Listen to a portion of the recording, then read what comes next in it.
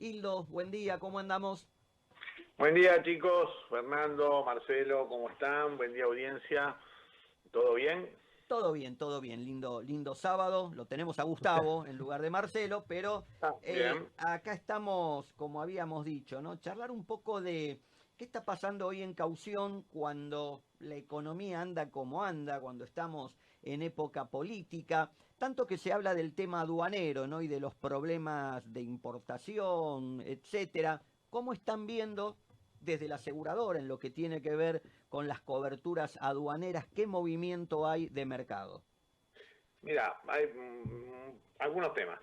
En Caución, viste, nosotros trabajamos con una mirada de mediano plazo, digamos, ¿no? Siempre habrá una mirada de 2, 3 años para adelante.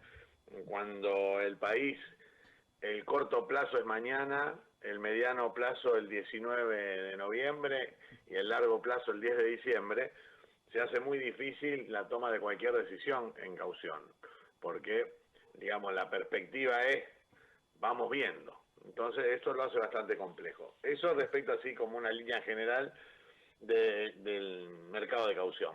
Luego, lo que vos me preguntabas, aduanera, obviamente el momento es bastante difícil, ya que no autorizan, o autorizan muy con cuentagotas la CIR y la CIRASE, y eso hace que ese mercado haya perdido un poco de dinamismo y se vayan acumulando deudas en los proveedores de los importadores, ¿no? Lo cual lo hace difícil. Y también en la aduana, Michel está mirando los precios y los valores de las transacciones, tanto de las importaciones como de las exportaciones, porque obviamente la diferencia de valor entre el mercado del dólar blue, o como quieras llamarle, o sea, el valor real del dólar y el valor del dólar para importación y exportación, está generando muchas dificultades con sobres, sus facturaciones, digamos, los diarios todos los días informan de empresas que figuraron supuestas importaciones o figuraron supuestas exportaciones y después no liquidaron divisa, con lo cual es un mercado que está, a mi criterio, bastante complejo, en el mercado de aduana, ¿verdad? Hildo, Si hoy te sí, pregunto algo porque justo ahora un mes estuvimos hablando con otro especialista, en este caso de transporte, lo que nos refería, casos de importaciones que fueron permitidas, pero una vez que llegaron acá a depósito no se permite el despacho a plaza, con lo cual tenés a alguien que no está pudiendo cobrar, vender esa mercadería que se le dejó entrar, y entiendo que eso de alguna forma tiene que estar afectando la cobrabilidad, ¿no? De las pólizas de caución. por supuesto, afecta el mercado, afecta la probabilidad, afecta digamos, la credibilidad del importador frente a sus proveedores. Es realmente complejo, y el mercado lo sufre. El mercado del vino está viendo también dificultades. Es decir, está bastante complejo el tema, ¿no? Es decir, digamos, por un lado, por supuestos ilícitos, por otro lado, complicaciones en los mercados, siendo que el mercado de exportación y de importación son mercados que tienden a ser de relaciones de mediano a largo plazo entre proveedores y importadores, o entre clientes y exportadores. Realmente es medio incomprensible, ya que el mercado exterior, digamos, es la fuente de ingresos del país, ¿no? Es decir, las exportaciones es la única forma de generar dólares reales en un país que le escasean los dólares para importar las mercaderías, los insumos médicos, los repuestos de maquinaria. Realmente está muy complejo el mercado, ese mercado. Y no pareciera ser que por lo menos hasta el 10 de diciembre esto vaya a cambiar, ¿no? Es decir, porque los dos candidatos que se enfrentan ahora, uno es un candidato que desconocemos un poco exactamente qué es lo que va a hacer, y del otro pareciera que no es ministro de Economía, que es candidato nomás. Entonces parece que este no es su gobierno, y cuando él sea gobierno hará otra cosa de lo que está haciendo ahora, lo cual lo hace bastante incomprensible todo, ¿no? Bueno, dentro de lo que hace ahora normalmente un gobierno en época de elecciones, tenemos la obra pública, por eso te preguntamos también qué es lo que han visto respecto a el impacto o no en seguros de caución de la obra que normalmente se empieza a movilizar antes de las elecciones. Sí, en este caso, este año es particularmente diferente, porque primero no hay mucha gran obra pública, salvo el gasoducto Néstor Kirchner y alguna que otra obra dispergada por el país.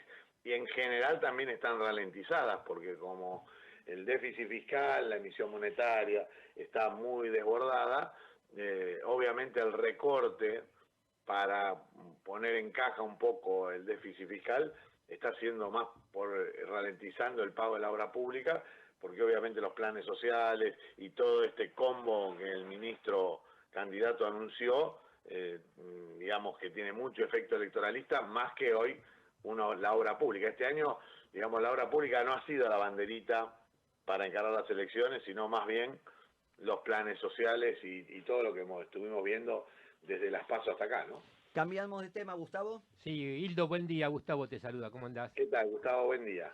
¿Cómo ves con las modificaciones que hubieron en los cambios en la nueva ley, en la ley de alquileres? ¿Cómo ves estas modificaciones? ¿Cómo la ves en la plaza? Bien, mira, la modificación de la ley de alquileres no cambia gran cosa porque no ataca el problema de fondo. Esta es mi opinión, por supuesto, ¿no? Porque para mí el problema de fondo es la escasez de oferta de inmuebles para alquilar de uso habitacional. Y si bien básicamente las modificaciones que aprobó diputados después de la reforma que hizo el Senado de las modificaciones, viste que eso fue y vino, es decir, diputados hizo unas modificaciones, el Senado las modificó y diputados finalmente aprobó las modificaciones que había puesto el Senado. Tiene algunos aspectos que son, a mi criterio, lógicos, y es volver a 36 meses el plazo mínimo de contrato y no 24 como había propuesto diputado, y después tiene también como beneficios los beneficios impositivos que agrega.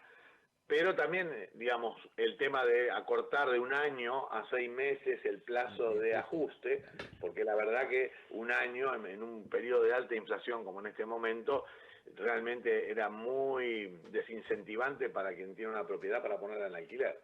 Porque por ahí arrancás con un alquiler más o menos como la gente, pero a los 8 meses ya tenés un alquiler totalmente depreciado, y después cuando viene el ajuste al año, resulta que el ajuste es impagable para el inquilino. O sea, el inquilino vino pagando barato el alquiler, pero después con el ajuste se le hace muy difícil, porque los salarios no acompañan el índice que se está usando del BCRA, digamos, del Banco Central, que mezclaba inflación con salarios, ¿no? Y ahora propone un nuevo índice.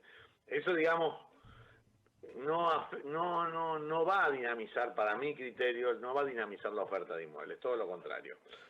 Hildo, sí.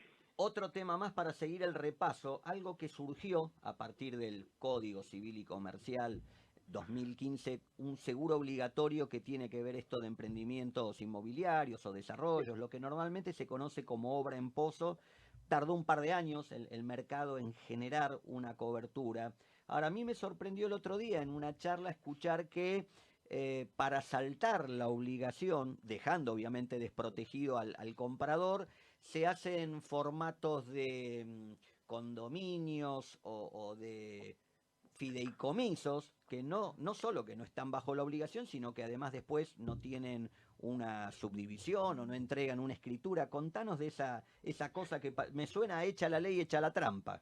Sí, es que es como todo. Inclusive, si querés te lo engancho con alquileres, es decir, como el alquiler, la modificación de la ley de alquileres, prohibió los contratos en dólares, etcétera, hecha la ley, la gente no, digamos, saltea la ley porque no responde a los intereses de las partes y obviamente toman un camino de hacer cosas que están un poco fuera de la ley, con lo cual te agrega una contingencia o una incertidumbre importante a la hora de las garantías, ¿no? Esto es en alquileres. Ahora, a lo que vos te referís es el artículo 2071 del nuevo Código Civil y Comercial, donde se deja de lado la prehorizontalidad y se impone el tema de un seguro obligatorio para todos aquellos desarrollos inmobiliarios con la forma que tenga, donde se promete la entrega de algo que hoy no existe, ¿no? Es decir, vamos a construir algo y lo vamos a vender, pero hoy no existe, por ahí es un terreno pelado y yo estoy vendiendo departamentos. Entonces eso, el Código Civil establece un seguro obligatorio que el desarrollador, inmobiliaria, constructora, cualquiera sea la estructura, debe ofrecerle al comprador. Ahora, en los fideicomisos al costo no está la figura de comprador y vendedor, digamos, porque es una especie de joint venture. Todos nos juntamos para hacer un edificio. No hay un vendedor, no hay un comprador. Todos estamos en esa aventura de construir un edificio donde después nos asignaremos unidades en función de la inversión que hemos hecho o la compra. Y obviamente no es tan así, porque al que compra no se le dice con exactitud que esto es así. Y por ende no se le da el seguro. Esto pasa, digamos, y pasa también por una razón, porque en los desarrollos chicos, nosotros trabajamos ese producto en los desarrollos grandes, ¿sí? Nosotros los desarrollos como Cuartier Retiro, Casa Prima, varios desarrollos importantes en Devoto, los tenemos de clientes y le damos las coberturas a los compradores. Pero en los desarrollos más chicos, por ahí el desarrollador tiene una buena idea, tiene $300.000 con los cuales compró un terreno y ahí sale, digamos, paga $100.000 para los soft costs, ¿no? Los planos, las aprobaciones municipales, etcétera, etcétera, y sale a vender. Y resulta que hoy estás hablando de cuando vas a construir un edificio chiquito, digamos, 2.500 metros, 8 o 9 pisos. Estás hablando de $5 millones, ¿no? A precio de venta, más o menos. Y por ahí el desarrollador no tiene ese respaldo para encarar. Y entonces ante un atraso en la venta o ante un atraso en la cobranza, o como pasó en la pandemia, digamos, donde las obras se demoraron por la cuarentena, por la pandemia, y después arrancaron solo las obras grandes de más de 5.000 metros, y eso a los desarrolladores chicos los desfinancia y es probable que también complique la terminación del edificio y los compradores están totalmente desprotegidos. Esto es lo que pasa. Esto es lo que pasa a veces cuando o no hay el control suficiente, o no hay, o la normativa no responde, en el caso de los alquileres, realmente a la demanda, a la necesidad del mercado, pasa esto, es decir, la gente opta por asumir riesgos que no debería. Bien, y por último, porque siempre trabajamos agenda abierta cuando nos encontramos ahí en la Expo, nos dijiste, tengo un tema lindo para mencionar y que hace obviamente a esto del seguro de caución, así que tenés el micrófono, 3 minutitos para el cierre y a ver de qué se trata esto. Dale, mira, a mí el tema que hoy estamos trabajando en la compañía, ya desde hace algunos años, pero estamos cada vez más inmersos en trabajar, un tema que tiene que ver con una contingencia que se produce cuando hay tercerización de mano de obra, es decir, contratos de suministro de bienes o servicios donde en realidad se está tercerizando mano de obra. Por ejemplo, vigiladores o personal de limpieza o call centers, digamos, hay muchas otras actividades, pero esas serían las que son más fáciles de identificar.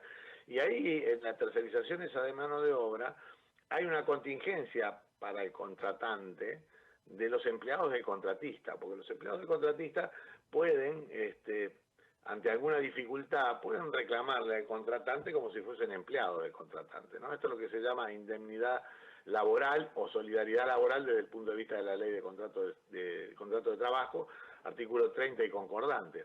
Es decir, nosotros estamos viendo que cada vez más los grandes contratadores, digamos, por así decirlo, de tercerización de mano de obra, donde podrías tener desde Aeropuerto Argentina 2000 o las telefónicas o empresas que subcontratan mucho trabajo de mano de obra, por ejemplo jardinería, ¿no? Es decir, los barrios privados o los edificios que tienen jardines subcontratan. Y ese empleado que va a hacer siempre ese trabajo, a la postre puede llegar a terminar siendo de manera indirecta empleado del edificio o del barrio privado. Y ahí se produce un riesgo, una contingencia. Nosotros eso es difícil digamos, porque hay que enseñarle al productor dónde está, cómo se busca ese negocio, pero se está dando mucho también en minería esto, porque los subcontratistas van a trabajar a la mina y por ahí están 6 meses dentro de la mina, con lo cual ahí hay todo un desarrollo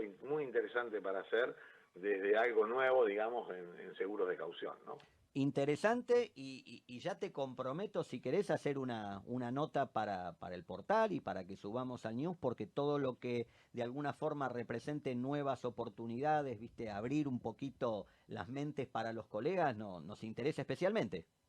Sí, yo siempre cuando doy charla digo que si hay algo más conservador que una compañía de seguros son los corredores de seguros, los productores, a quienes que salgan a ofrecer cosas nuevas se les hace difícil, prefieren estar, Eh, viste, muy vinculados a los grandes negocios como RT o automóviles, sí, y cuando le llevas algo distinto, no son tan fáciles de convencer de que salgan a colocarlo, ¿no? tenemos que salir un poco de la zona de confort, ¿no? Pero cuando hay como una verdadera exposición a riesgo, tal vez es más fácil que lo que hablamos el otro día con el colega Walter Warner, ¿no? Salir a vender vida o alguna de esas coberturas que todavía son más difíciles de entender. Quizás el empresario se dé cuenta. Hildo, Claro, claro. El tema es que hay que hacer educación, digamos. tal Es decir, cual. educar tanto al asegurado, digamos, que tiene el riesgo y explicarle, mira, tenés esto. Después el empresario dirá si decide trasladarlo o asumirlo, ¿no? Por eso, vos sos docente en esto, te combinamos entonces a generar una nota sobre esto y te agradecemos que hayas estado hoy en los micrófonos y las cámaras de TDS Tiempo de Seguros, deseándote un excelente fin de semana. Igualmente para vos, y siempre es un gusto que me convoquen para charlar. Ustedes saben que cuentan conmigo y que aparte a mí soy bastante charleta, a veces me tenés que interrumpir porque cuando me pongo a hablar me estiro más en el tiempo de lo que debo. No hay Sí, ningún Hildo, problema. doy fe porque te he consultado en pericias para ver cómo estaba el panorama de caución y fue excelente tu exposición y fue muy clara y me sirvió un montón. Sos una persona, sos un referente de caución. Te felicito. Muchas gracias por tu